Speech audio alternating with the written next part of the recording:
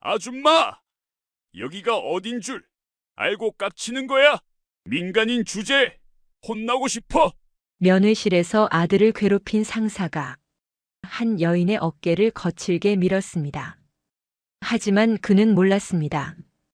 자신이 방금 건드린 사람이 별 3개를 단 국군방첩 사령관이라는 것을, 그리고 20분 후 자신의 머리 위로 헬기 편대가 뜰 것이라는 사실을요. 과연 이 평범해 보이는 여인의 정체는 무엇이었을까요? 영상 보시기 전에 구독과 좋아요 한번 눌러주시면 세상 사연에 큰 힘이 됩니다.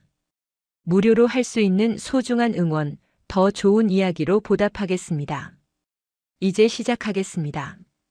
대한민국 육군 내에서 강민주 중장이라는 이름은 공포와 경외의 대상이었다. 그녀는 여군 최초로 707 특수임무단의 혹독한 선발 과정을 통과한 전설적인 인물이었다. 당시 707 특임대는 대한민국 최정예 대테러 부대로 여성 지원자에게조차 단 하나의 특혜도 허용하지 않았다. 영하 20도의 설악산 계곡에서 72시간 생존 훈련을 견뎌내고 40kg의 완전 군장을 메고 50km를 행군하며 수중 침투 훈련에서 동기 남성 대원들을 제치고 1등을 차지한 여성은 강민주가 처음이었다.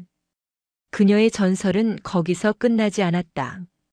707 특임대에서 7년간 복무하며 국내외 대테러 작전에 투입되었고 2010년 소말리아 해적 진압 작전에서는 인질 구출팀을 이끌며 단 한 명의 사상자도 없이 임무를 완수했다. 그 공로로 화랑무 공훈장을 받았고 육군 내에서 그녀를 모르는 사람은 없었다. 이후 육군대학을 수석으로 졸업하고 준장으로 진급했으며 현재는 별 3개를 단 중장으로서 국군방첩사령관직을 맡고 있었다. 국군방첩사령부는 군 내부의 간첩을 색출하고 비리를 수사하는 핵심 기관이었다. 육군, 해군, 공군, 해병대를 아우르는 전군의 보안과 정보를 책임지는 자리였다. 방첩사령관은 대통령과 국방부 장관에게 직보할 수 있는 권한을 가진 실세였고 그 자리에 오른 최초의 여성이 바로 강민주였다. 그녀가 지휘하는 방첩사 요원들은 전국의 모든 부대를 24시간 감시했고 그 어떤 비리도 그녀의 눈을 피해갈 수 없었다. 강민주 중장에게는 하나뿐인 아들 한태호가 있었다. 21살의 한태호는 어머니의 명예를 더럽히지 않겠다는 각오로 대학 입학을 미루고 자원입대를 선택했다. 그것도 가장 험준한 강원도 화천의 육군 제7보병사단 일명 칠성부대 수색대를 지원했다. 제7사단은 휴전선과 가장 가까운 최전방 부대였고 그 중에서도 수색대는 적 침투로를 정찰하고 특수 임무를 수행하는 정예 중의 정예였다. 한태호가 입대를 결심했을 때 강민주는 아들을 말리지 않았다. 내가 정한 길이라면 끝까지 가봐라. 하지만 내 이름을 절대 꺼내지 마라. 너는 한태호일 뿐이다. 방첩사령관의 아들이 아니라 대한민국의 한 명의 병사로 살아라. 그녀는 아들의 어깨를 두드리며 차갑게 말했다. 한태호는 고개를 끄덕였다. 어머니의 그림자가 아닌 스스로의 힘으로 성장하고 싶었다. 입대 후 6개월 동안 강민주는 단 한 번도 아들을 면회 가지 않았다. 주말마다 면회를 오는 다른 부모들과 달리 그녀는 철저히 거리를 두었다. 아들이 독립적인 군인으로 성장하기를 바랐고 자신의 권력이 아들에게 독이 될 수 있다는 것을 알았다. 대신 한 달에 한 번 짧은 전화 통화로만 안부를 확인했다. 잘 지내냐? 예, 어머니. 고생 많다. 몸 건강히 복무해라. 네. 통화는 늘 30초를 넘지 않았다. 하지만 최근 들어 강민주의 본능이 무언가 잘못되었다고 경고하기 시작했다. 방첩사 정보분석과에서 올라온 주간 보고서에 제7사단 수색대대의 이름이 포착된 것이다. 익명의 제보자가 부대 내 유류비 횡령 정황을 신고했고 교차 검증 결과 행정보급관이 군수품을 빼돌려 민간에 되팔고 있다는 증거가 발견되었다.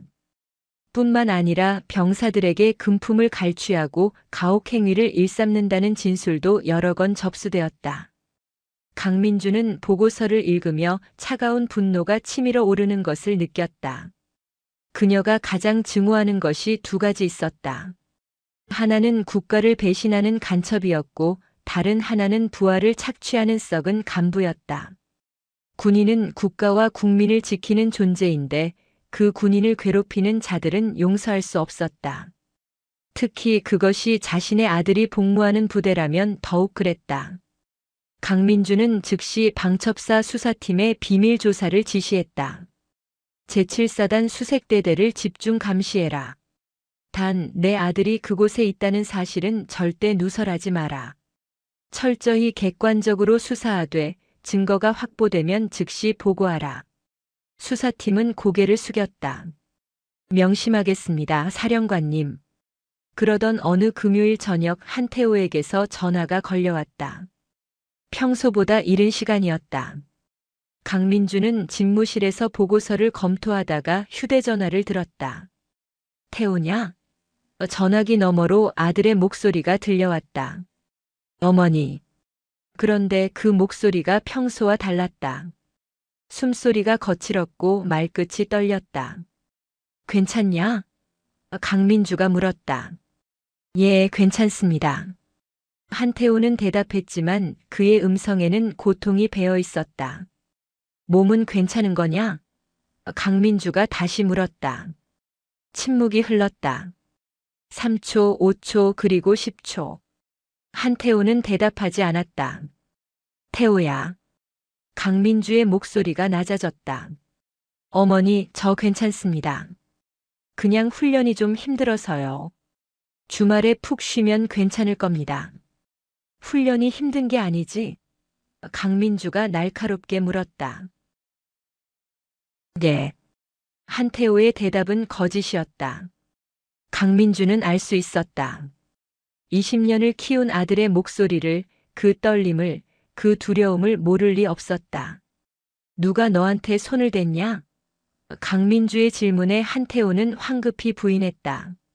아닙니다, 어머니. 아무 일도 없습니다. 그냥 제가 체력이 약해서 적응이 좀 늦는 것뿐입니다. 태호야, 엄마한테 거짓말하지 마라. 강민주의 목소리는 떨렸다. 분노가 아니라 불안이었다. 어머니께 누가 되고 싶지 않습니다. 저는 한태호로서 군 생활을 하고 싶습니다. 어머니의 아들이 아니라 그냥 일개 병사로요. 부탁입니다, 어머니. 아무 일도 없었다고 생각해 주세요. 전화는 그렇게 끊겼다. 강민주는 한동안 휴대전화를 손에 쥔 채 멍하니 서 있었다. 그녀의 머릿속에서는 수많은 시나리오가 그려졌다. 707 특임대 시절 그녀는 인질 구출 작전 전에 항상 최악의 상황을 가정하고 대비책을 마련했다. 지금도 마찬가지였다. 아들의 떨리는 목소리, 거친 숨소리, 그리고 침묵. 그 모든 것이 그녀에게 경고하고 있었다. 강민주는 즉시 방첩사 수사과장에게 전화를 걸었다. 제7사단 수색대대 수사 진척 상황 보고하라. 사령관님, 현재 행정보급관 박춘식 상사의 비리 정황이 거의 확실합니다. 그는 부대 운영비를 횡령하여 사적으로 유용했고 이를 은폐하기 시키기 위해 병사들에게 금품을 갈취한 정황이 포착되었습니다. 또한 일부 고참 병사들을 동원하여 후임병들에게 가혹행위를 자행한 증언도 확보했습니다. 피해자 명단은? 강민주가 물었다. 현재 확인된 피해자는 5명입니다. 그중 수사과장이 잠시 머뭇거렸다. 말해라. 그중 1명이 강태호 일병입니다. 강민주는 전화기를 쥔 손에 힘이 들어갔다. 플라스틱 케이스가 삐걱거리는 소리가 들렸다. 구체적인 내용은 박춘식 상사가 한태호 일병이 방첩 사령관의 아들이라는 사실을 알고 이를 빌미로 금품을 요구한 정황이 있습니다. 응하지 않자 분대장 임성태 상병을 시켜 집중적으로 가혹행위를 지시한 것으로 보입니다. 구체적인 방법은 수사과장의 목소리가 낮아졌다. 매일 밤 세탁실로 불러내 방탄복을 입힌 후 복부를 구타한 것으로 진술되었습니다. 강민주의 눈빛이 차갑게 가라앉았다. 707 특임대 시절 그녀는 적진에 침투할 때 항상 감정을 죽였다. 분노도 두려움도 동요도 모두 내려놓고 오직 임무에만 집중했다. 지금 그녀의 얼굴에는 그때와 똑같은 냉정함이 서려 있었다. 내일 당장 화천으로 간다. 수행원 없이 단독으로 움직일 것이니 차량만 준비해라. 민간인 차량으로. 사령관님 그러시면. 명령이다. 강민주가 차갑게 말했다. 예, 알겠습니다. 전화를 끄는 강민주는 창밖을 바라보았다. 서울의 야경이 화려하게 펼쳐져 있었지만 그녀의 눈에는 아무것도 들어오지 않았다. 머릿속에는 오직 아들의 떨리는 목소리만 맴돌았다. 그녀는 주먹을 쥐었다. 손톱이 손바닥에 파고들었지만 아프지 않았다. 20년 전 그녀가 707 특임대에 합격했을 때 교관이 했던 말이 떠올랐다. 군인은 두 가지를 지킨다. 국가와 전우다. 그 외의 것은 모두 포기해야 한다. 그녀는 그 말을 믿고 살았다. 하지만 지금 자신의 아들이 짐승만도 못한 인간들에게 고문당하고 있다는 사실을 알면서도 가만히 있을 수는 없었다. 강민주는 책상 서랍을 열고 오래된 사진 한 장을 꺼냈다. 707 특임대 시절 찍은 단체 사진이었다. 검은색 전투복을 입고 무표정한 얼굴로 카메라를 응시하는 젊은 여성이 그녀였다. 그때 그녀는 세상 그 무엇도 두렵지 않았다. 적이든 죽음이든 고통이든 모두 이겨낼 자신이 있었다. 하지만 지금은 달랐다. 어머니가 된 지금 그녀에게는 지켜야 할 것이 하나 더 생겼다. 아들이었다. 기다려라, 태호야. 강민주는 사진을 도로 서랍에 넣으며 중얼거렸다. 엄마가 간다. 강원도 화천 제7보병사단 수색대대는 휴전선에서 불과 15km 떨어진 깊은 산골에 위치해 있었다. 겨울이면 영하 30도까지 내려가는 혹한의 땅이었고 여름에는 폭우가 쏟아지는 오지 중의 오지였다. 이곳에서 복무하는 병사들은 스스로를 최전방의 파수꾼이라 불렀다. 적의 침투를 가장 먼저 감지하고 가장 먼저 대응하는 정예부대. 그것이 수색대대의 자부심이었다. 하지만 그 자부심은 일부 썩은 간부들에 의해 철저히 짓밟히고 있었다. 수색대대 행정보급관 박춘식 상사는 부대 내에서 실세로 군림했다. 그는 부대의 모든 물자와 예산을 관리하는 위치에 있었고 그 권한을 악용하여 사적인 이익을 챙기는데 혈안이 되어 있었다. 군용 경유를 빼돌려 민간 주유소에 넘기고 부대 식자재를 횡령하여 화천 시내 식당에 되팔았으며 심지어 병사들의 피복까지 빼돌려 군납업체와 결탁하여 리베이트를 챙겼다. 박춘식은 올해 41살로 이미 20년 넘게 군 생활을 한 베테랑이었다. 하지만 진급에는 번번이 실패했고 상사 계급에서 정년을 맞이할 처지였다. 그는 자신의 처지를 한탄하며 술로 세월을 보냈고 부족한 생활비를 메우기 위해 부대 예산을 손대기 시작했다. 처음에는 몇십만 원 정도였다. 하지만 아무도 눈치채지 못하자 금액은 점점 커졌다. 지난 1년간 그가 횡령한 금액만 해도 3천만 원이 넘었다. 문제는 그 구멍을 메우는 방식이었다. 박춘식은 부대 운영비가 부족해지자 병사들을 타깃으로 삼았다. 그는 분대장급 고참 병사들을 회유하여 후임병들에게 돈을 걷어오도록 지시했다. 집에 전화해서 용돈 좀 보내달라고 해라. 안 그러면 군 생활 편하게 못한다. 노골적인 협박이었다. 대부분의 병사들은 두려움에 떨며 부모에게 전화를 걸었고 10만 원, 20만 원씩 돈을 보냈다. 박춘식은 그 돈을 가로챘고 분대장들에게는 일부를 떼어주며 입을 막았다. 그 중에서도 가장 악질적인 인물이 임성태 상병이었다. 그는 제3소대 2분대장으로 23살의 젊은 나이였지만 잔인한 만큼은 누구에게도 뒤지지 않았다. 임성태는 고등학교 시절부터 학교 폭력으로 여러 번 경찰서 신세를 졌고 법원의 권고로 군 입대를 선택한 인물이었다. 그는 군대를 자신의 왕국으로 여겼고 후임병들을 노예처럼 부렸다. 박춘식은 그런 임성태의 성향을 간파하고 적극적으로 활용했다. 성태야, 내 분대 후임들 중에 집안 괜찮은 애들 있지? 어느 날 저녁 박춘식이 임성태를 불러 물었다. 몇 명 있습니다, 상사님. 임성태는 비굴하게 웃으며 대답했다. 그럼 그 애들한테 돈 좀 걷어와라. 부대 운영비가 부족하다고 해. 1인당 30만 원씩만. 알겠습니다. 임성태는 고개를 숙였다. 잘하면 너 다음 달 병장 진급 추천서 내줄게. 박춘식의 말에 임성태의 눈이 반짝였다. 감사합니다, 상사님. 그날 밤부터 임성태의 타깃이 된 사람이 바로 한태호였다. 임성태는 한태호가 평소 과묵하고 다른 병사들과 어울리지 않는다는 점을 간파했다. 게다가 박춘식으로부터 한태호의 어머니가 방첩사령관이라는 정보를 입수한 후 그는 오히려 더욱 대담해졌다. 방첩사령관 아들이면 돈이 없을 리 없잖아. 집에 전화 한 통이면 100만 원도 보낼 수 있을 거야. 임성태는 계산기를 두드리며 혼자 중얼거렸다.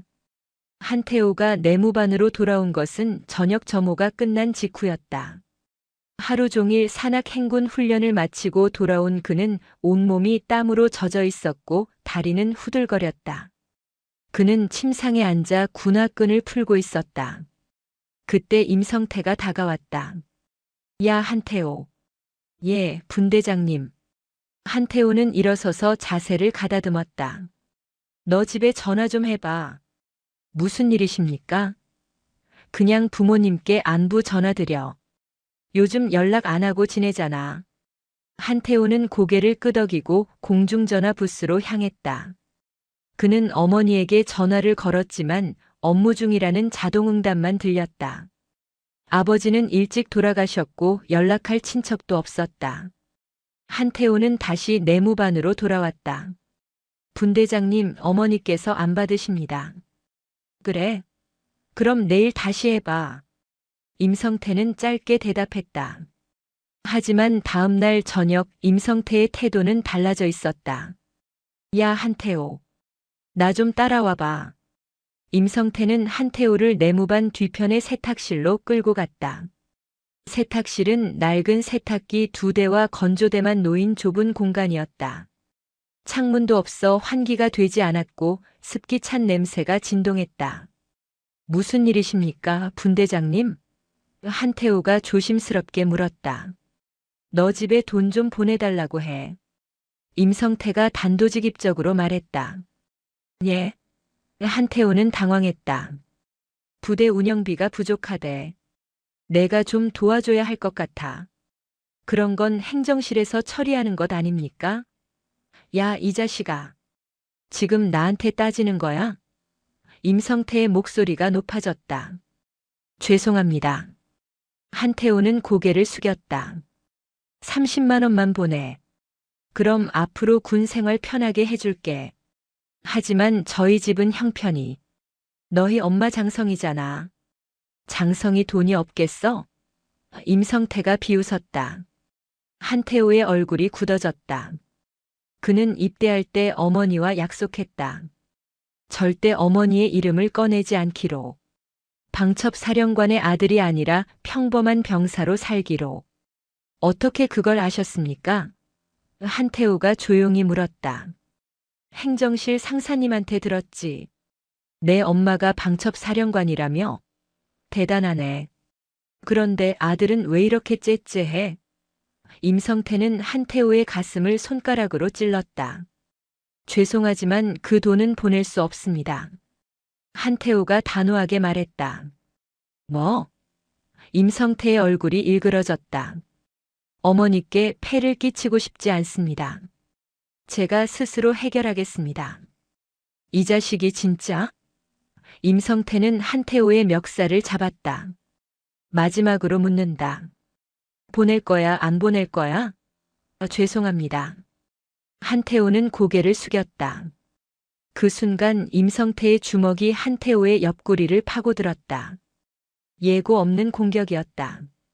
한태호는 숨이 막혀 무릎을 꿇었다. 일어나. 임성태가 차갑게 말했다. 한태호는 간신히 몸을 일으켰다. 방탄복 입어. 임성태가 구석에 놓인 방탄복을 던졌다. 왜 이걸 입습니까? 입으라니까. 한태호는 떨리는 손으로 방탄복을 착용했다. 방탄복은 10kg이 넘는 무게였고 가슴과 복부를 완전히 감쌌다. 임성태는 한태호가 방탄복을 입는 것을 확인하고는 다시 주먹을 휘둘렀다. 이번에는 복부였다. 방탄복이 충격을 흡수했지만 그 안쪽으로 전달되는 충격은 뼈까지 울렸다. 한태호는 신음을 삼키며 이를 악물었다. 돈 보낼 거야? 죄송합니다. 또 한 번의 주먹. 보낼 거냐고? 죄송합니다. 임성태는 주먹 대신 군화를 들었다. 그리고 한태호의 복부를 군화 뒷굽으로 내리찍었다. 방탄복이 있어도 충격은 컸다. 한태호는 바닥에 쓰러졌다. 일어나. 임성태가 말했다. 한태호는 다시 일어났다. 너 진짜 끝까지 안 보낼 거야? 어머니께 폐를 끼칠 수 없습니다. 한태호의 목소리는 떨렸지만 의지만큼은 단단했다. 임성태는 혀를 찼다. 좋아, 알았어. 근데 앞으로 매일 밤 여기 나와. 내가 돈 보낼 때까지. 네. 한태호는 고개를 숙였다. 그날 밤부터 한태호의 지옥이 시작되었다. 매일 밤 10시 소등 후 임성태는 한태호를 세탁실로 불렀다. 그리고 방탄복을 입힌 뒤 주먹과 발로 때렸다. 복부를, 옆구리를, 허벅지를. 방탄복은 외상을 막아주었지만 내부 충격까지는 막지 못했다. 일주일이 지나자 한태호의 갈비뼈 2대가 금이 갔다. 2주가 지나자 내장에 출혈이 생겼다. 한 달이 지나자 한태호는 제대로 걷지도 못했다. 하지만 그는 어머니에게 전화하지 않았다. 돈을 보내달라고 하지 않았다. 도움을 청하지 않았다. 그는 혼자 버텼다. 밤마다 화장실에 가서 피를 토하고 진통제를 몰래 구해 먹으며 버텼다. 다른 병사들은 눈치채고 있었다. 하지만 아무도 나서지 않았다. 임성태의 보복이 두려웠고 박춘식 상사의 권력이 무서웠다. 그들은 한태호를 동정하면서도 외면했다. 그것이 군대였다. 그것이 현실이었다. 한태호는 매일 밤 세탁실에서 맞으며 생각했다. 어머니, 죄송합니다. 하지만 저는 끝까지 참겠습니다. 어머니의 이름에 먹칠하지 않겠습니다. 어느 날 새벽 한태호는 화장실에서 또다시 피를 토했다. 붉은 피가 변기물을 붉게 물들였다. 그는 거울을 보았다. 거울 속의 자신은 뼈만 남은 유령 같았다. 두 눈은 움푹 들어갔고 광대뼈가 튀어나왔다. 입술은 갈라져 있었고 피부는 창백했다. 조금만 더 버티자. 한태호는 거울 속의 자신에게 말했다. 조금만 더. 하지만 그의 몸은 이미 한계에 다다르고 있었다. 그리고 화천에서 200km 떨어진 서울 용산구 국군방첩 사령부에서는 한 어머니가 아들을 구하기 위해 움직이기 시작했다. 토요일 아침 7시 강민주는 용산구 국군방첩 사령부를 빠져나왔다. 평소처럼 별 3개가 달린 중장 정복을 입지 않았다. 대신 검은색 블레이저와 청바지 그리고 운동화를 신었다. 머리는 단정하게 뒤로 묶었고 화장기 없는 맨 얼굴이었다. 거울을 보니 평범한 40대 여성이 서 있었다. 누가 봐도 주말에 아들 면회 가는 평범한 어머니였다. 주차장에는 방첩사에서 준비한 민간 차량이 대기하고 있었다. 검은색 현대 소나타였다. 군용 차량이 아니라 일반 렌터카였다. 번호판도 민간 번호판이었다. 강민주는 운전석에 앉았다. 수행원도 경호원도 부관도 없었다. 완벽한 단독 행동이었다. 그녀는 시동을 걸고 서울을 빠져나왔다. 경춘 고속도로를 타고 북쪽으로 향했다. 가평을 지나고 춘천을 지나고 화천으로 들어섰다. 도로 양옆으로 험준한 산맥이 펼쳐졌다. 민간인 차량은 거의 보이지 않았고 간간히 군용 트럭만 지나갔다. 이곳은 민간인 통제 구역과 가까운 지역이었다. 강민주는 창밖을 보며 생각했다. 저 산 어딘가에서 아들이 매일 밥 맞고 있었다. 방탄복을 입힌 채 군화로 복부를 차이며 돈을 내놓으라고 협박당하고 있었다. 오전 10시 강민주는 제7사단 정문에 도착했다. 초병이 다가와 신분증을 요구했다. 강민주는 민간인 주민등록증을 내밀었다. 초병은 신분증을 확인하고 면회 목적을 물었다. 아들 면회 왔습니다. 강민주가 조용히 대답했다. 성함과 소속 부대는 한태호 일병 수색대대입니다. 신원 확인하겠습니다. 잠시만 기다려 주십시오. 초병은 초소로 들어가 전화를 걸었다. 잠시 후 돌아와 출입증을 건네주었다. 면회실은 저 건물입니다. 주차는 앞쪽에 하시면 됩니다. 감사합니다. 강민주는 차를 몰고 부대 안으로 들어갔다. 부대 내부는 토요일이라 한산했다. 병사들은 주말 외출을 나갔거나 내무반에서 쉬고 있었다. 강민주는 면회실 앞 주차장에 차를 세웠다. 면회실은 낡은 2층 건물이었다. 1층은 매점과 휴게실이었고 2층이 면회실이었다. 강민주는 건물로 들어가 계단을 올랐다. 2층 복도는 좁았고 형광등 불빛이 차갑게 내려앉아 있었다. 면회실 문을 열고 들어가니 긴 테이블과 플라스틱 의자가 놓여 있었다. 창문 너머로 연병장이 보였다. 강민주는 구석 자리에 앉아 아들을 기다렸다. 손목시계를 보니 10시 30분이었다. 면회 시간은 11시부터였지만 그녀는 일찍 도착했다. 30분을 기다리는 동안 그녀의 머릿속에서는 수많은 시나리오가 그려졌다. 아들이 어떤 모습으로 나올까? 얼마나 상처를 입었을까? 걸을 수는 있을까? 말을 할 수 있을까? 11시가 되자 면회실 문이 열렸다. 1명, 2명 병사들이 들어왔다. 가족들과 반가운 인사를 나누고 웃음소리가 터졌다.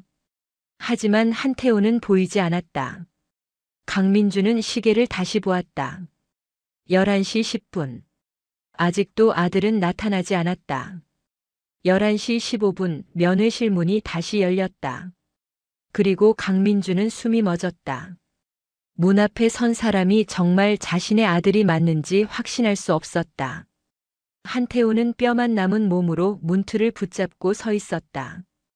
6개월 전만 해도 75kg의 건장한 청년이었던 아들은 이제 50kg도 안 되어 보였다.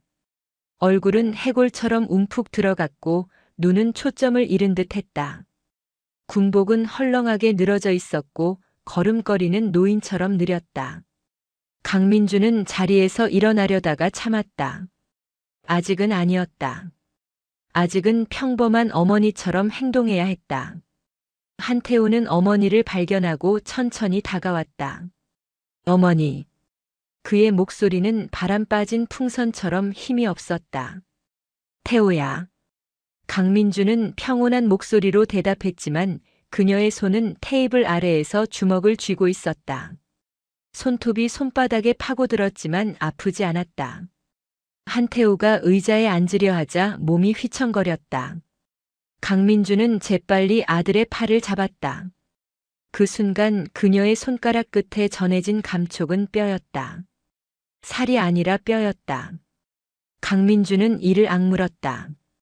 707 특임대 시절 그녀는 고문 저항 훈련을 받았다. 72시간 동안 물고문, 전기고문, 수면 박탈을 견뎌내는 훈련이었다. 그때 교관이 말했다. 고통을 이기는 방법은 2가지다. 하나는 고통을 받아들이는 것이고 다른 하나는 분노로 바꾸는 것이다. 지금 강민주는 후자를 선택했다. 아들을 보며 느끼는 고통을 분노로 바꿨다. 그 분노는 차갑게 가라앉았고 얼음처럼 단단해졌다. 어머니, 제가 좀 약해져서. 한태호가 말을 흐렸다. 괜찮다. 강민주는 아들의 손을 잡았다. 손은 차가웠고 떨리고 있었다. 태호야, 엄마한테 솔직하게 말해봐. 누가 너한테 손을 댔냐? 한태호는 고개를 저었다. 아무도 안 그랬습니다. 제가 훈련을 못 따라가서 그런 것뿐입니다. 거짓말하지 마라. 강민주의 목소리가 낮아졌다. 어머니, 제발 아무 일도 하지 마세요. 제가 참으면 됩니다. 조금만 더 참으면. 얼마나 더 참을 건데? 강민주가 물었다. 저 전역할 때까지. 한태호의 목소리는 떨렸다. 그때 면회실 문이 거칠게 열렸다. 임성태 상병이 껌을 씹으며 들어왔다. 그는 한태호를 발견하고는 비웃음을 지으며 다가왔다. 다른 병사들은 임성태를 보자 고개를 숙이고 눈을 피했다. 그가 얼마나 무서운 존재인지 모두가 알고 있었다. 임성태는 한태호의 뒤에 서서 그의 뒷덜미를 낚아챘다. 야, 한태호. 여기 앉아서 뭐해? 한태호의 몸이 움찔했다. 강민주는 임성태를 올려다보았다. 23살 정도로 보이는 젊은 병사였다. 어깨에는 상병 계급장이 달려 있었다. 그의 눈빛에는 오만함이 가득했다. 아줌마가 태호 엄마세요? 임성태가 껌을 씹으며 물었다. 말투는 건들거렸고 존댓말 속에 무례함이 섞여 있었다. 강민주는 대답하지 않았다. 그녀는 임성태의 손을 보았다. 아들의 뒷덜미를 잡은 그 손을. 손가락 관절이 두꺼웠다. 주먹으로 무언가를 자주 때린 손이었다. 묻는 말에 대답을 안 하시네요. 임성태가 비웃었다. 손 치워. 강민주가 조용히 말했다. 목소리는 낮았지만 그 안에는 살기가 담겨 있었다. 뭐? 임성태가 눈을 가늘게 떴다. 내 아들한테서 손 치우라고 했다. 강민주가 다시 말했다. 이번에는 더 분명하게. 아줌마, 여기가 어디인 줄 알아요? 여기는 군대예요. 민간인이 군인한테 함부로 말하면 안 돼요. 임성태는 오히려 더 세게 한태호의 뒷덜미를 움켜쥐었다. 한태호가 신음을 삼켰다. 그 순간 강민주의 눈빛이 변했다. 평범한 어머니의 눈빛이 사라지고 707 특임대 시절의 냉혹한 전사의 눈빛이 나타났다. 20년 전 그녀는 소말리아 해적선에 침투할 때 그 눈빛으로 적을 바라보았다. 죽이거나 죽거나 둘 중 하나만 존재하는 전장의 눈빛이었다. 마지막으로 말한다. 손 치워. 강민주의 목소리에는 더 이상 감정이 없었다. 임성태는 뭔가 이상함을 느꼈다. 저 여자의 눈빛이 보통이 아니었다. 하지만 그는 자신의 불안을 무시했다. 여기는 자신의 영역이었다. 수색대대는 자신과 박춘식 상사의 왕국이었다. 민간인 따위가 무서울 게 뭐가 있나? 아줌마, 말 함부로 하지 마세요. 내가 지금 분대장이. 그때 면회실 문이 다시 열렸다. 박춘식 상사가 들어왔다. 그는 40을 넘긴 나이답게 배가 불룩 나와 있었고 얼굴은 술로 붉게 물들어 있었다. 어깨에는 상사 계급장이 달려 있었다. 무슨 일이야? 박춘식이 물었다. 상사님, 이 아줌마가 저한테 함부로 말해요. 임성태가 투덜거렸다. 박춘식은 강민주를 보았다. 그리고 비웃었다.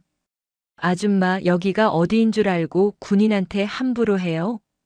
당신들이야말로 지금 뭐 하는 거냐? 강민주가 차갑게 물었다. 내 아들한테 손대지 마라. 아들? 아, 한태호 엄마구나. 박춘식이 고개를 끄덕였다. 그래, 우리 태호 엄마. 근데 아줌마 아들이 군대에서 고생하는 거 모르세요? 좀 도와줘야 하는 거 아니에요? 도와주다니 무슨 소리냐? 뭐 용돈도 좀 보내주고 그래야죠. 다른 애들은 부모가 다 챙겨주는데 태호는 왜 그런 게 없어요? 박춘식은 강민주에게 한 발짝 다가왔다. 강민주는 모든 것을 이해했다. 저 상사가 주동자였다. 아들을 괴롭힌 것도 돈을 뜯어낸 것도 매일 밤 폭행한 것도 모두 저자의 짓이었다. 그녀의 주먹이 저절로 쥐어졌다. 손가락 관절이 하얗게 변했다. 아줌마 말 좀 하세요. 벙어리예요. 박춘식이 강민주의 어깨에 손을 올렸다. 그 순간 강민주의 인내심이 끊어졌다. 그녀는 더 이상 참을 수 없었다. 아들을 짐승처럼 괴롭힌 놈들이 지금 눈앞에서 비웃고 있었다. 돈을 뜯어내고 폭행하고 고문한 인간들이 아무렇지도 않게 자신을 무시하고 있었다. 강민주는 천천히 일어섰다. 그녀의 키는 170cm였다. 박춘식보다 작았지만 그 순간 그녀는 누구보다 거대해 보였다. 지금부터 하는 말 잘 들어라. 강민주의 목소리는 얼음처럼 차가웠다. 나는 대한민국 육군 중장 강민주다. 국군 방첩사령관이다. 너희들은 지금 국가를 배신했고 부하를 고문했으며 군법을 유린했다. 그리고 가장 큰 잘못은 강민주는 박춘식을 똑바로 쳐다보았다. 내 아들을 건드렸다는 거다. 박춘식과 임성태의 얼굴이 하얗게 질렸다. 방첩사령관, 중장, 면회실의 공기가 얼어붙었다. 박춘식의 얼굴에서 혈색이 싹 빠졌다. 그의 입술이 파르르 떨렸고 이마에서는 식은땀이 흘러내렸다. 옆에 서 있던 임성태는 한 발짝 뒤로 물러섰다. 그의 손은 여전히 한태호의 뒷덜미를 잡고 있었지만 이제는 힘이 빠져 있었다. 면회실 안에 다른 병사들과 가족들도 모두 침묵했다. 누군가 숨 쉬는 소리만 들렸다. 거짓말이시죠? 박춘식이 떨리는 목소리로 물었다. 중장님이 이런데 올 리가. 내가 거짓말할 이유가 있나? 강민주는 블레이저 안주머니에서 신분증을 꺼냈다. 군인 신분증이었다. 녹색 표지에 태극기가 새겨져 있었고 사진 옆에는 명확하게 적혀 있었다. 계급 중장. 성명 강민주. 보직 국군 방첩사령관. 박춘식은 신분증을 보자 무릎이 꺾였다. 그는 본능적으로 차렷 자세를 취하려 했지만 다리에 힘이 풀려 휘청거렸다. 충성. 그가 외쳤지만 목소리는 갈라졌다. 임성태도 황급히 한태호의 뒷덜미에서 손을 떼고 경례 자세를 취했다. 하지만 그의 얼굴은 이미 사색이 되어 있었다. 너희들이 한 짓을 다 알고 있다. 강민주가 차갑게 말했다. 유류 횡령, 군수품 절도, 병사 금품 갈취, 그리고 가혹행위. 방첩사 수사팀이 지난 한 달간 너희들을 감시했다. 증거는 이미 충분히 확보했다. 박춘식의 얼굴이 제빛으로 변했다. 사령관님. 저는 닥쳐. 강민주의 한마디에 박춘식의 입이 다물어졌다. 강민주는 아들을 돌아보았다. 한태호는 의자에 앉아 고개를 숙이고 있었다. 그의 어깨는 떨리고 있었다. 태호야 일어나. 강민주가 부드럽게 말했다. 한태호는 천천히 일어났다. 몸이 휘청거렸지만 어머니 앞에서 쓰러질 수는 없었다. 저는 괜찮습니다, 어머니. 괜찮지 않다. 강민주는 아들의 팔을 잡았다. 그리고 조심스럽게 아들의 상의를 걷어 올렸다. 면회실 안에 모든 사람이 숨을 죽였다. 한태호의 복부는 시퍼런 멍으로 뒤덮여 있었다. 갈비뼈 부분은 검붉게 변색되어 있었고 일부는 부어올라 있었다. 뇌출혈의 흔적도 여러 곳에서 보였다. 이것은 단순한 폭행이 아니었다. 체계적인 고문이었다. 방탄복을 입혀 외상을 최소화하면서 내부 장기를 파괴하는 악질적이고 계획적인 고문이었다. 강민주의 손이 떨렸다. 707 특임대 시절 그녀는 수많은 전장을 누볐고 부상당한 동료들을 봤으며 죽어가는 사람들을 목격했다. 하지만 지금 눈앞의 광경만큼 그녀를 분노하게 만든 것은 없었다. 자신의 아들이 자신의 피부치가 자신이 목숨 걸고 지켜온 이 나라의 군대에서 이런 꼴을 당했다. 박춘식. 강민주가 이름을 불렀다. 박춘식은 온몸을 부들부들 떨며 대답했다. 예. 사령관님. 내가 지시했지? 아닙니다. 저는. 거짓말하지 마라. 강민주의 목소리는 낮았지만 그 안에는 죽음보다 차가운 무언가가 담겨 있었다. 방첩사 수사팀이 내 통화 기록을 모두 추적했다. 민간 주유소 사장과의 통화, 군납업체 직원과의 통화, 그리고 내 첩과의 통화까지. 증거는 산더미처럼 쌓여 있다. 박춘식은 무릎을 꿇었다. 사령관님, 제발 용서해 주십시오. 제가 정신이 나가서. 임성태. 강민주가 다시 이름을 불렀다. 임성태는 박춘식보다 더 심하게 떨고 있었다. 그는 23살의 어린 나이였고 군 생활 경험도 얼마 되지 않았다. 방첩 사령관이라는 존재가 얼마나 무서운지 제대로 이해하지 못했다. 예. 내가 내 아들을 매일 밤 세탁실로 끌고 가서 방탄복을 입히고 때렸지. 저는 상사님 명령이면 부하를 고문해도 되나? 강민주의 눈빛이 칼날처럼 날카로워졌다. 임성태는 대답하지 못했다. 그는 그저 바닥을 보며 몸을 떨 뿐이었다. 강민주는 더 이상 그들과 대화할 가치를 느끼지 못했다. 그녀는 블레이저 안주머니에서 휴대전화를 꺼냈다. 투박한 검은색 스마트폰이었다. 일반 휴대전화가 아니라 국방부 전용 보안 단말기였다. 암호화 통신이 가능하고 위성 통신망을 사용하는 군 최고 위층 전용 장비였다. 강민주는 단축번호 1번을 눌렀다. 신호음이 2번 울렸다. 그리고 전화가 연결되었다. 여보세요. 전화기 너머로 중후한 남성의 목소리가 들렸다. 육군 참모총장 김태현 대장이었다. 그는 육군의 최고 책임자였고 별 4개를 단 대장이었다. 강민주보다 한 계급 위였다. 총장님, 강민주입니다. 강민주의 목소리는 평온했지만 그 안에는 단단한 결의가 담겨 있었다. 오, 강 사령관. 무슨 일인가? 김태현 총장의 목소리는 여유로웠다. 토요일 오전이었고 그는 아마도 골프장에 있을 것이었다. 지금 화천 제7사단 수색대대 면회실에 있습니다. 제7사단? 거기는 왜? 내 아들이 여기서 복무하고 있습니다.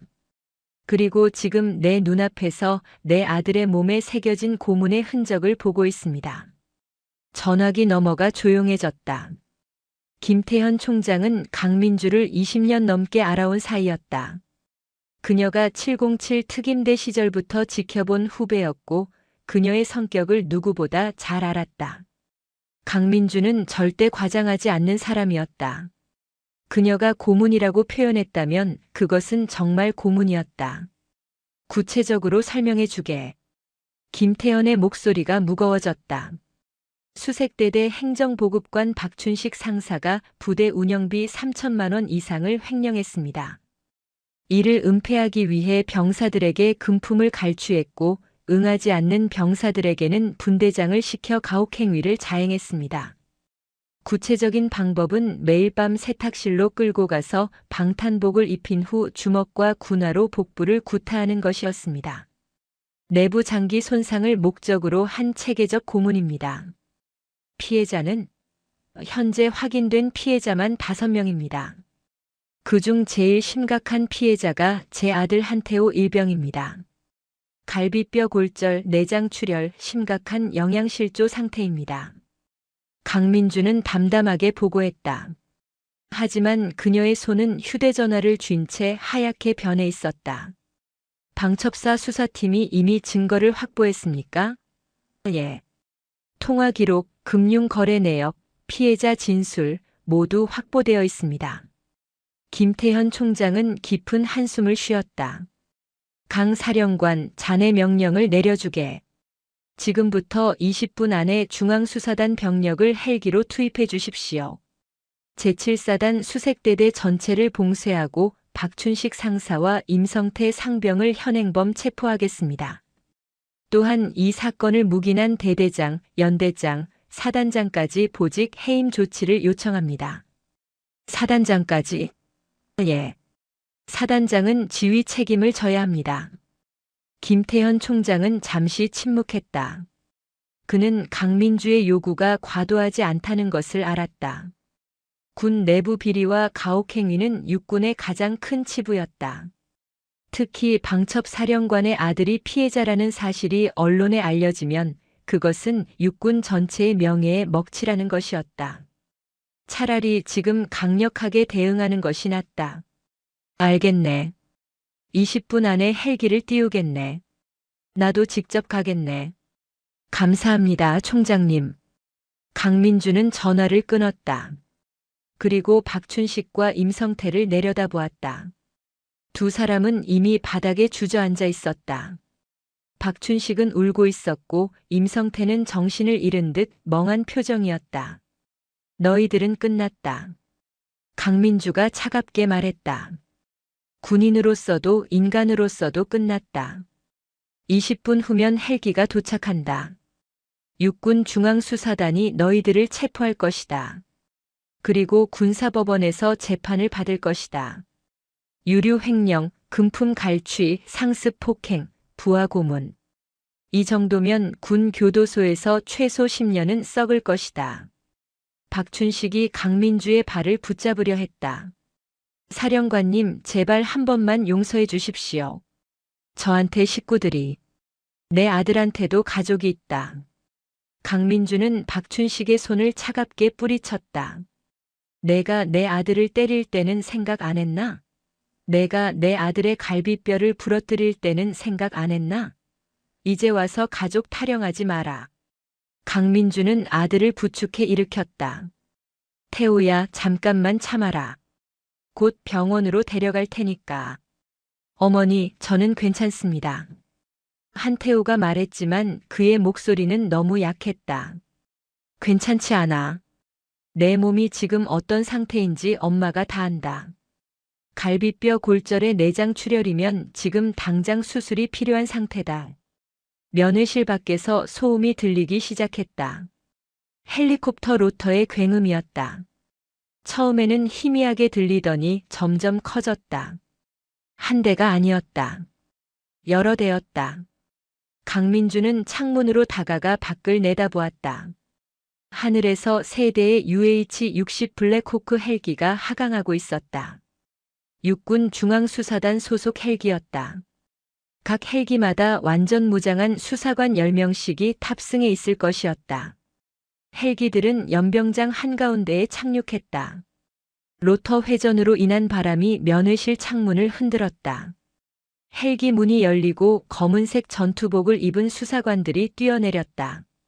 그들의 가슴에는 하얀색으로 CID라고 새겨져 있었다. 중앙수사단이었다. 마지막 헬기에서는 육군 참모총장 김태현 대장이 내렸다. 그는 정복을 입고 있었고 어깨에는 별 4개가 빛났다. 그의 뒤를 제7사단장 이강수 소장이 따랐다. 이강수 소장의 얼굴은 창백했다. 자신의 부대에서 이런 일이 벌어졌다는 사실을, 그것도 방첩 사령관의 아들이 피해자라는 사실을 이제야 알게 된 것이었다. 강민주는 한태우를 의자에 앉히고 면회실 문을 열었다. 그녀는 계단을 내려가 연병장으로 향했다.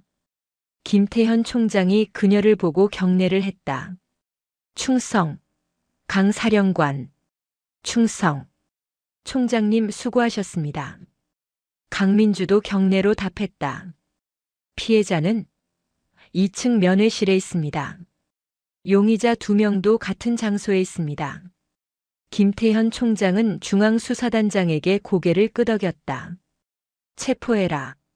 충성. 수사단장이 답하고 수사관 10명을 이끌고 면회실로 향했다. 잠시 후 박춘식과 임성태가 수갑이 채워진 채 끌려 나왔다. 박춘식은 계속 울고 있었고 임성태는 이미 정신이 나간 듯 했다. 저들을 육군 교도소로 이송하라. 독방 수감이다. 김태현 총장이 명령했다. 충성. 수사관들은 두 사람을 헬기로 끌고 갔다.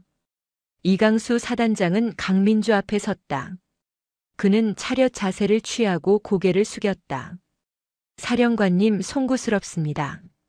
제 지휘 하에서 이런 일이. 사단장님은 보직 해임 처분을 받으실 겁니다. 강민주가 차갑게 말했다. 알고 계시죠? 예, 알고 있습니다. 이강수 소장은 고개를 숙였다. 사단장님뿐만 아니라 연대장, 대대장 모두 책임을 지게 될 것입니다. 마땅한 일입니다. 이강수는 대답했다. 그는 변명하지 않았다. 지휘관으로서의 책임을 받아들였다. 강민주는 다시 면회실로 올라갔다. 한태호는 여전히 의자에 앉아 있었다. 그의 얼굴에는 안도와 두려움이 동시에 어려 있었다. 태호야, 일어나. 병원 가자. 예, 어머니. 한태호는 일어섰다. 강민주는 아들을 부축했다. 그리고 함께 헬기로 향했다. 서울 용산구 국군수도병원 외상센터로 가는 헬기 안에서 강민주는 아들의 손을 꽉 잡았다. 창밖으로 화천의 산맥이 멀어지고 있었다. 지옥 같았던 그곳을 한태호는 이제 떠나고 있었다.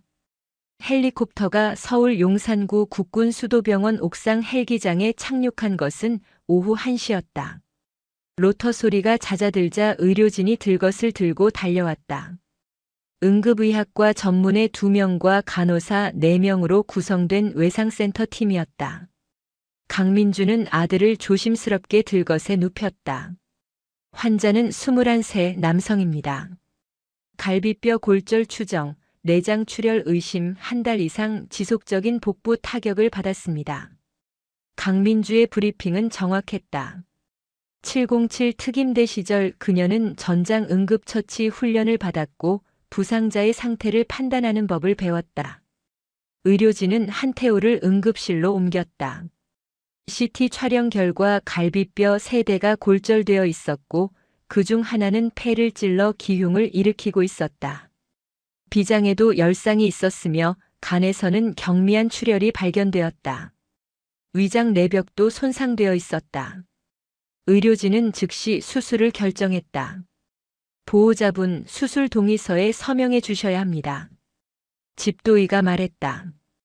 강민주는 서류를 받아들고 한치의 망설임도 없이 서명했다.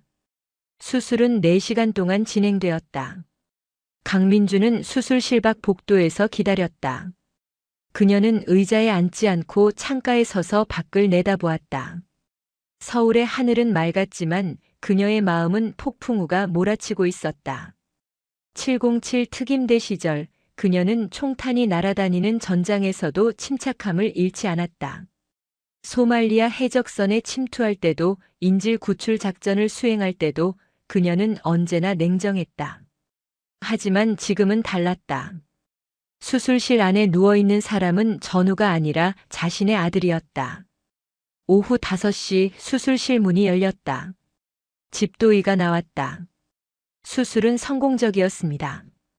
골절된 갈비뼈를 고정했고 비장 열상 부위를 봉합했습니다.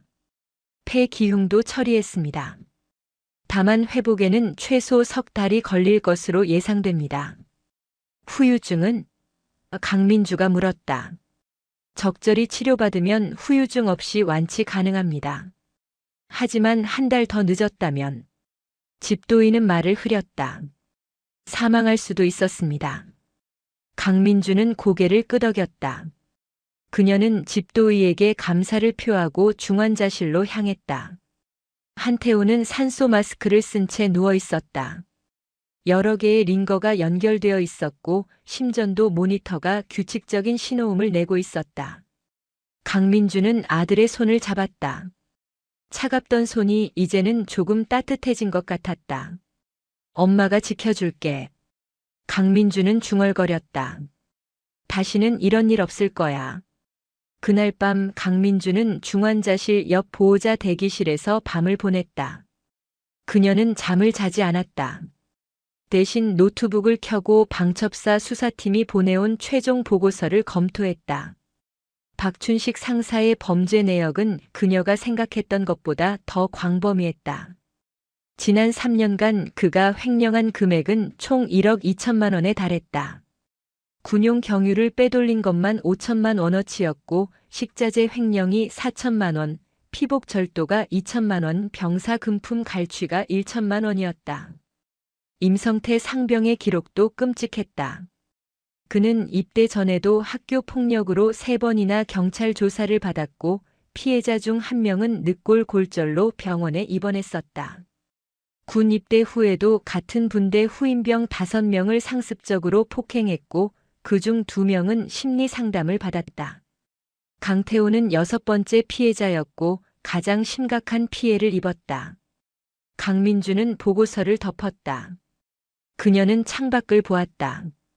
새벽 4시였고 서울의 불빛이 점점 꺼져가고 있었다. 이번 일로 끝내지 않는다. 강민주는 스스로에게 다짐했다. 군 전체를 뒤흔들어 놓을 거야. 이런 일이 다시는 일어나지 않도록. 다음 날 월요일 강민주는 국군방첩사령부로 복귀했다. 그녀는 긴급 간부 회의를 소집했다. 방첩사 예하 모든 부서장들이 회의실에 모였다. 수사과장, 정보분석과장, 보안과장, 작전과장, 그리고 참모장까지 총 15명이었다. 여러분, 지난 주말 제7사단에서 발생한 사건은 알고 계실 겁니다. 강민주가 입을 열었다. 네, 사령관님. 참모들이 일제히 대답했다. 이번 사건은 단순한 개인 비리가 아닙니다. 군 전체의 구조적 문제입니다. 수색대대뿐만 아니라 전군에 걸쳐 유사한 사례가 있을 것으로 추정됩니다. 강민주는 스크린에 통계 자료를 띄웠다.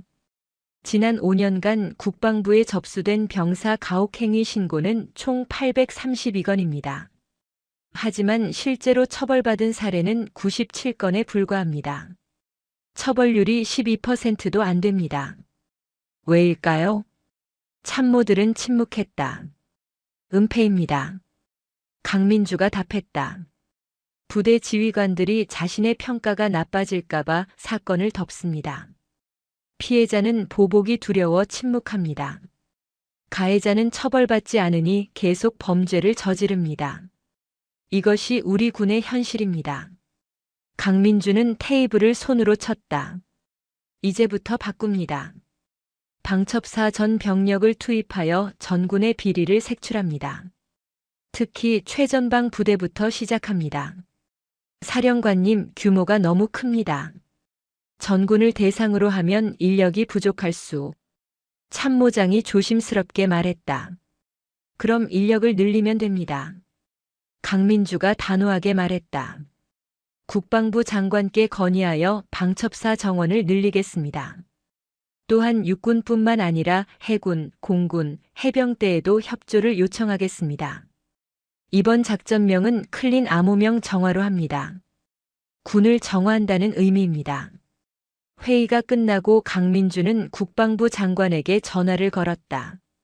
박준영 장관은 육군사관학교 출신으로 강민주보다 10년 선배였다. 장관님, 방첩사령관 강민주입니다. 오, 강 사령관. 주말에 고생 많았다고 들었네. 아들은 괜찮은가? 수술은 잘 끝났습니다. 감사합니다. 그나저나 이번 일은 정말 충격적이네. 방첩사령관의 아들이 저런 꼴을 당하다니. 장관님, 그래서 전화드렸습니다. 이번 일을 계기로 전군의 비리를 뿌리 뽑고 싶습니다. 강민주는 자신의 계획을 설명했다. 박준영 장관은 잠시 침묵하다가 입을 열었다. 좋네. 전폭적으로 지원하겠네. 필요한 인력과 예산은 모두 승인해주겠네. 다만 한 가지만 부탁하네. 말씀하십시오. 이번 일이 정치적으로 이용되지 않도록 조심해 주게. 야당에서 이 사건을 물고 늘어질 가능성이 크네. 물론입니다. 저는 정치에 관심 없습니다. 오직 군의 명예를 지키고 싶을 뿐입니다. 알았네. 힘내게 강 사령관. 전화를 끊고 강민주는 깊은 숨을 내쉬었다. 이제 시작이었다. 박춘식과 임성태는 이미 군사법원에 기소되었다. 재판은 한 달 후로 예정되어 있었다. 하지만 강민주는 재판 결과를 기다릴 생각이 없었다. 증거는 명백했고 유죄는 확실했다. 중요한 것은 처벌의 수위였다. 강민주는 군 검찰총장에게 직접 전화를 걸었다. 총장님, 제7사단 사건 기소장 받으셨죠? 네, 사령관님. 이미 검토했습니다. 증거가 확실해서 유죄는 틀림없습니다. 구형은 얼마로 하실 겁니까? 박춘식은 징역 12년, 임성태는 징역 8년을 구형할 예정입니다. 너무 적습니다. 강민주가 단호하게 말했다. 이건 단순 폭행이 아닙니다. 조직적 고문입니다. 박춘식은 징역 15년, 임성태는 징역 10년을 구형해 주십시오. 군 검찰총장은 잠시 망설이다가 대답했다. 알겠습니다, 사령관님. 그렇게 하겠습니다. 한 달 후 군사법원에서 재판이 열렸다. 방청석에는 언론 기자들과 시민단체 관계자들이 가득했다. 이 사건은 이미 전국적인 이슈가 되어 있었다. 방첩 사령관의 아들이 군대에서 고문당했다는 사실은 사회에 큰 충격을 주었다.